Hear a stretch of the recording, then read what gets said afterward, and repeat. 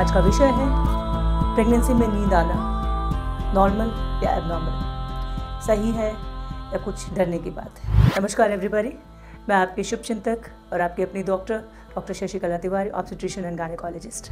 Friends, topic शुरू करने से पहले हम ये बताना चाहते हैं आपको कि प्रेगनेंसी में कुछ एक चीज़ें बहुत नॉर्मल होती हैं, जैसे कि ज़्यादा भूख लगना, ज़्यादा नींद आना, एक लेथार्जिक फीलिंग पूरे टाइम रहना, शुरुआत में वॉमिटिंग वाली फीलिंग जिसको नोज़िया कहते हैं, हल्का हल्का पेट के निचले हिस्से में डिस्कम्फर्ट होना, ये सारी चीज़ें दे नॉर्मल इन प्रेगनेंसी।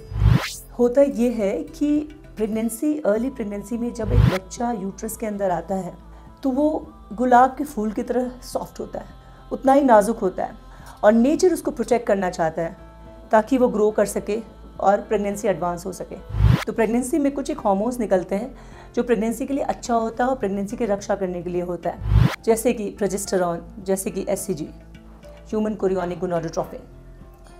प्रोजेस्टेरॉन क्या करता है, ये स्लीपीनेस यानी नींद को ज़्यादा बढ़ाता है और पेशेंट को हमेशा लेथार्जिक लगता है। क्यों? क्योंकि वो माँ को रेस्ट देना चाहता है। माँ को अगर लेथार्जी लगेगा तो वो लेटे रहेगी, उसको नींद लाएगा तो वो लेटे रहेगी और जितना वो लेटेगी, जितना रेस्ट करेगी, उतना ही वो गुलाब की पंखुड़ियों जैसा सॉफ्ट हमारा जो एम्ब्रायो है वो ग्रो करने का चांसेस उसका बढ़ जाएगा। इसीलिए प्रेगनेंसी में नींद आना नॉर्मल माना जाता है। सवाल उठता है कितना नींद आना। ऐसा नहीं कि पेशेंट 10 घंटे सो जा रहा है या 8 घंटे सो ही जा रहा है। अगर रात में पेशेंट एक 8 घंटे का स्लीप ले चुका है, यानी 8 घंटे वो सो चुकी है, तो दोपहर में 2 घंटे का नींद काफ़ी होता है उसके लिए, ताकि उसका बच्चा प्रोटेक्टेड रहे। बाकी पूरे टाइम उसको एक महसूस होगा कि कुछ लेथार्जी, एक आलसपन, एक अजीब सा कमज़ोरी लगेगा उसको। क्यों? ताकि वो ज़्यादा एक्टिव ना रहे। एक्टिव जितना वो रहेगी, ज़्यादा काम करेगी, उतना चांसेस ऑफ एबॉर्शन हो जाएगा और जो नेचर नहीं चाहता है।